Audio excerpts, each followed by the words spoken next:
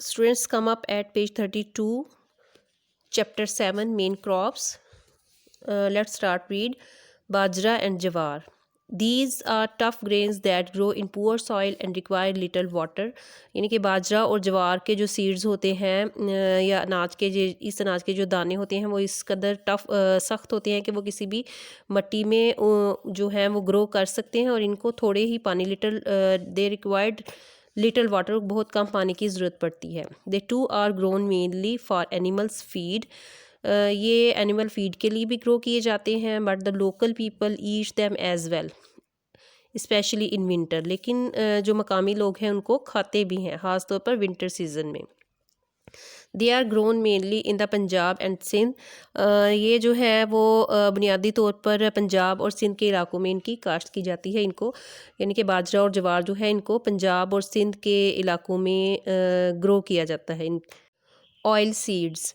Butter is expensive and is difficult to transport and store in hot countries. Butter यानी कि मक्खन जो है वो बहुत महंगा होता है and is difficult to transport, और इसको ट्रांसपोर्ट करना यानी कि एक जगह से दूसरी जगह पर लेकर जाना और स्टोर कर लेना हॉट कंट्रीज़ में जाके, ये बहुत ही डिफ़िकल्ट होता है, टफ़ होता है. So most cooking is done using oil pressed from seeds. इसलिए जो ज़्यादातर कुकिंग है वो सीड से जो ऑयल निकाला जाता है उनको प्रेस करके उसी से की जाती है. Cooking oil comes from pressed cotton, rape, mustard, sesame, sunflower and corn seeds. यानी कि ये जो सारे जो क्रॉप्स हैं, ये सारे ग्रेन्स हैं, इनको प्रेस करके कुकिंग ऑयल जो है वो निकाला जाता है. These are grown all over Pakistan. ये पूरे पाकिस्तान में ग्रो किए जाते हैं या उगाए जाते हैं. But still more than half the oil used has to be imported. लेकिन अभी तक more than half of the oil यानी कि आधा जो है, आधे से ज़्यादा ऑयल जो है हैज़ टू बी इम्पोर्ट किया जाता है. More people have switched to use oil. बेशुमार लोग जो हैं वो ऑयल इस्तेमाल करना शुरू कर दिया है उन्होंने. Use instead of animal fat की बजाय, यानी कि चर्बी की बजाय उन्होंने ऑयल इस्तेमाल करना शुरू कर दिया है. एंड बटर और मक्खन भी. As it is better for their health, क्योंकि ये उनकी हेल्थ के लिए, उनकी सेहत के लिए बेहतर है. Soybean oil which is imported. Soybean oil जो है जो कि इम्पोर्ट किया जाता है इज़ अ पॉपुलर चॉइस. ये एक अच्छी चॉइस है. Fruits. Other agricultural crops are fruits such as apples, apricots, pears, peaches, plums, mangoes, grapes, dates, guavas and bananas. And citrus fruits such as oranges and grapefruits. यानी कि citrus fruit में कौन कौन से फ्रूट्स आते हैं? Grep fruit और orange आता है. और जो दूसरी एग्रीकल्चरल क्रॉप्स हैं जो फ्रूट्स से रिलेटेड हैं, जिस उनमें एप्पल, एप्रिकॉट, पियर, पीचीज़, प्लम्स, मैंगोज़, ग्रेप्स, डेट्स, गावाज और बनानाज वगैरह जो हैं, ये सब के सब जो है फ्रूट्स एग्रीकल्चरल क्रॉप्स हैं. Okay. Pakistan produces a large variety of high quality mangoes and oranges. Pakistan जो है आम की और माल्टे की जो है सबसे अच्छी क्वालिटी प्रोड्यूस करता है. यानी कि पाकिस्तान में जो है मैंगोज़ और ऑरेंजेस की सबसे हाई क्वालिटी जो है वो प्रोड्यूस की जाती है, उसको ग्रो किया जाता है. These are rapidly growing in importance. इनकी इम्पोर्टेंस जो है और या इनकी अहमियत जो है वो तेज़ी से बढ़ रही है. As you can see in the facing chart, dates, almonds, vegetables and tobacco are also important. जैसा कि आप इस गिवन चार्ट में देख रहे हैं कि dates, almonds, vegetables and tobaccos are also important crops in some parts of the country. के इन कुछ कंट्री के कुछ पार्ट्स में ये सारे के सारी जो हैं क्रॉप्स, ये इनको ज़्यादा इंपॉर्टेंस दी जा रही है. मोस्ट इम्पॉर्टेंट क्रॉप्स हैं ये. Fruit is grown primarily in the western part of the country. जो वेस्टर्न पार्ट्स में है कंट्री के, वहाँ पे फ्रूट्स जो हैं वो ग्रो किए जाते हैं. Which is often not suitable for many other kinds of agriculture. जो कि वो वाले पार्ट्स जो हैं, वेस्टर्न पार्ट्स जो हैं, वो दूसरे एग्रीकल्चर या दूसरी किस्म की काश्तकारी के लिए सूटेबल नहीं है. Fruit is a steadily growing export crop. Fruit जो है वो तेज़ी से ग्रो होने वाली एक्सपोर्ट क्रॉप है। एक्सपोर्ट जो क्रॉप्स एक्सपोर्ट की जाती हैं या बाहर के मुल्कों में भेजी जाती हैं, उनमें से फ्रूट ऐसी क्रॉप है जो कि तेज़ी से ग्रो करती हैं। Bringing in more than US 7.3 million year, यानी कि ये कितने डॉलर जो है मुल्क में, कंट्री में लेके आते हैं। फ्रूट्स की वजह से कितने डॉलर जो है वो पाकिस्तान अर्न करता है, 7.3 मिलियन यूएस डॉलर जो है ईयरली, यानी कि सालाना। Students, now I'm going to tell the meanings of some words from oil seeds. Come up at the third line. Mustard, सरसों, सीसेम, तिल, कॉर्न, मकई, मेज़, कॉर्न एंड मेज़ सेम वर्ड है, मकई इनका मीनिंग है। Come up eight fruits, fruits में फर्स्ट लाइन में सेकंड लास्ट पे आ जाएं। एप्पल्स, सेब, एप्रिकॉट, खुबानी, पियर्स, नाशपाती, पीचेस, आड़ू, प्लम्स, आलू बुखारा, मैंगोज़, आम, ग्रेप्स, अंगूर, डेट्स, खजूर, गावाज, अमरूद एंड बनानाज और केले। ओके। आलमंड, बादाम, वेजिटेबल्स, सब्जियां, टोबैको मीन तंबाकू। Students, right now come up eight page 34, live stock mean मवेशी। Okay, animals and poultry are an important part of agriculture in Pakistan. Pakistan में एनिमल्स और पोल्ट्री, जानवर और पोल्ट्री जो है वो एक एग्रीकल्चर का, ज़राअत का एक अहम हिस्सा है। पोल्ट्री में बहुत सी चीज़ें आ जाती हैं, जैसे कि डोमेस्टिक बर्ड्स हैं, चिकन है, डक है, इस तरह की चीज़ें सारी जो हैं वो पोल्ट्री में आ जाती हैं। ठीक है, चिकन, डोमेस्टिक बर्ड्स, डक्स वगैरह। Buffaloes and oxen are generally used in the countryside for pulling carts and plows. Buffaloes जो हैं भैंसें and oxen और बैल are generally used in countryside. countryside देहात में या गाँव के इलाकों में यूज़ किए जाते हैं आमतौर पर। फॉर पुलिंग कार्ट्स को कार्ट छकड़े को कहते हैं, छकड़े को खींचने के लिए, या ये जो रेड़े वगैरह होते हैं इनको खींचने के लिए, एंड प्लाव्स और हल चलाने के लिए। ऑक्सन और बफलोज जो हैं वो आमतौर पर कंट्री साइड में कार्ट्स को पुल करने के लिए, खींचने के लिए, या फिर प्लाव्स के लिए या हल चलाने के लिए यूज़ होते हैं।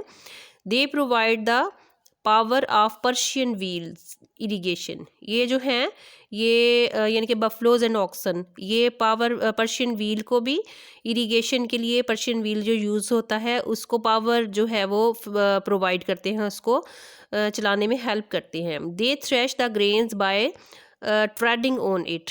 ये जो हैं ये ग्रेन्स को थ्रेश कर देते हैं या उसको अलहदा सीड्स से अलहदा कर देते हैं, ग्रेन्स के सीड्स को अलहदा कर देते हैं बाय ट्रेडिंग ऑन इट, उस पर चल कर, यानी कि उन पर चलते हुए ये जो है ग्रेन्स को थ्रेश कर देते हैं, उनसे सीड्स से अलहदा कर देते हैं, to separate seeds. They are a source of meat and milk. इसके अलावा बफलोज एंड ऑक्सन्स जो हैं, पोल्ट्री भी और एनिमल्स भी, ये सब के सब जो हैं मिल्क और मीट का सोर्स हैं, एक ज़रिया है, दूध और गोश्त इनसे हासिल होता है हमें। Their skins are made into leather for shoes, sports equipments and farming tools. इनके स्किन से क्या क्या बनता है? चमड़े के जूते बनते हैं, लेदर बनता है जिनसे कि शूज़ बनाए जाते हैं, स्पोर्ट्स इक्विपमेंट बनाए जाते हैं, और फार्मिंग के टूल्स यानी कि खेती बाड़ी के लिए, फार्मिंग के लिए जो टूल्स, हथियार बनाए जाते हैं इनकी स्किन से। Buffaloes prefer warmth. बफलोज जो हैं वो उनको प्रेफर किया जाता है वार्म्स यानी कि गर्मी के लिए। So they are usually found in valleys, इसलिए आमतौर पर ये वैलीज़ में या वादियों में पाए जाते हैं। Cows are hardier and are found almost everywhere. Cows जो हैं यानी कि गाय जो हैं वो हार्डियर होती हैं, सख्त जान होती हैं, एंड फाउंड आलमोस्ट एवरीवेयर, और तकरीबन हर जगह पर मिलती हैं, या हर जगह पर पाई जाती हैं।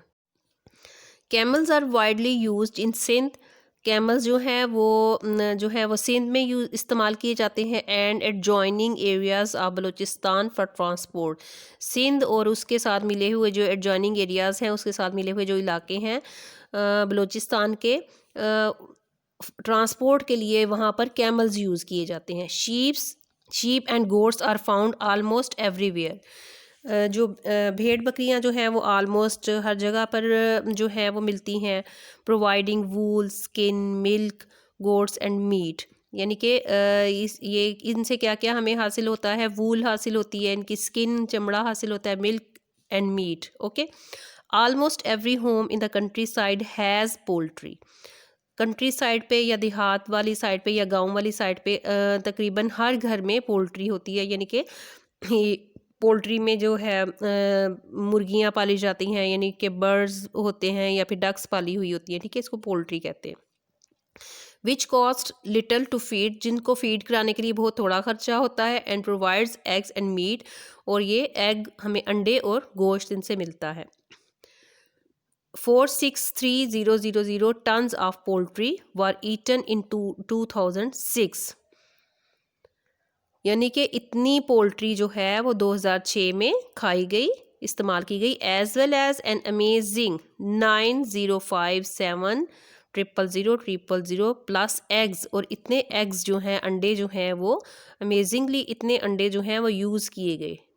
ओके, 2006 में, including the one you had for breakfast, वो वाला अंडा भी इसमें शामिल है जो आपने ब्रेकफास्ट के लिए यूज़ किया होगा। Okay, look at these pictures given to you. The very first picture is cattle farming in Punjab. ये कैटल फार्मिंग इन पंजाब की पिक्चर आपको नज़र आ रही होगी। Second one is sheep farming in Balochistan. Livestock farming is an important occupation in the bigger South Asian countries। बड़े south Asian countries में जो live stock है, यानी कि मवेशी पालना जो है, लाइव स्टॉक फार्मिंग, मवेशी पालना जो है एक अहम पेशा है, इम्पॉर्टेंट ऑक्यूपेशन है। Okay, India has a very large number of heads of cattle. India के पास बहुत बड़ी तादाद में जो है वो कैटल्स हैं, माल मवेशी हैं, about as many as Australia, Argentina and USA together. इसके साथ साथ अर्जेंटीना में, यूएसए में और ऑस्ट्रेलिया में भी। Okay, the majority of Indians is vegetarian. Indians जो हैं वो, उनकी मेजॉरिटी या ज़्यादातर लोग वो वहाँ के वेजिटेरियन हैं, सब्ज़ी खाते हैं। Okay, so live stock is Rudyard mainly for dairy products. इसलिए जो लाइव स्टॉक्स हैं या मवेशी हैं वो उनको पाला जाता है ख़ास तौर पर डेयरी प्रोडक्ट्स के लिए, एंड फॉर वूल, और वूल के लिए फ्रॉम शीप एंड गोट, जो कि शीप से और भेड़ से और बकरियों से हासिल की जाती है। Cooperative dairy farming in India has encouraged proper rearing of cows and buffaloes. Dairy farming, जो इंडिया में डेयरी फार्मिंग जो है वो प्रॉपरली उसको इनक्रेज किया जाता है ताकि वो बफलोज और काउज को पालें। यानी कि गाय और भैंसों को पालना जो है वो इंडिया में डेयरी फार्मिंग के लिए इस चीज़ को इनक्रेज किया जाता है। The government also contributes effectively to improve animal husbandry. Bullocks and camels, the latter in the western state of Rajasthan, are used as beast for burden। यानी कि beast for burden, beasts of burden क्या होती हैं? बोझ उठाने वाले जो हैं जानवर, उनके तौर पर बुलॉक्स को और कैमल्स को यूज़ किया जाता है राजस्थान में। एंड फॉर एग्रीकल्चर, और एग्रीकल्चर के लिए या ज़राअत के लिए उन स्मॉलर फार्म्स, छोटे छोटे फार्म्स में भी इनको यूज़ किया जाता है। Come up at the last page 35। In Nepal and Bhutan, mountain goats and sheep are also useful for their hardy wool। Nepal में और भूटान में माउंटेन गोट्स, पहाड़ी बकरियां और भेड़ें जो हैं वो भी अपनी सख्त ऊन की वजह से बहुत ज़्यादा मुफीद हैं। Which is used for rugs and carpets, जिनकी यानी कि इनकी जो वूल है इसको रग बनाने के लिए और कारपेट बनाने के लिए भी इस्तेमाल किया जाता है।